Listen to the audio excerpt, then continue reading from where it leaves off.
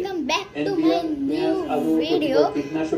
তো আজকে আমরা আছি কক্সবাজার আর এটা আমার ফার্স্ট ব্লগ।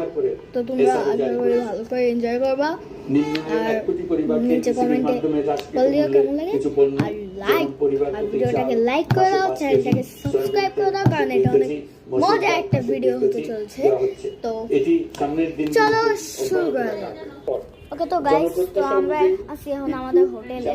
ও খনিজ সম্পদ মন্ত্রণালয় হতে বিদ্যুৎ ও জ্বালানির দ্রুত সরবরাহ বৃদ্ধি আইনের অধীনে চলমান সকল প্রকার নেগোসিয়েশন, প্রকল্প বাছাই এবং ক্রয় প্রক্রিয়াকরণ কার্যক্রম আপাতত স্থগিত করা হয়েছে।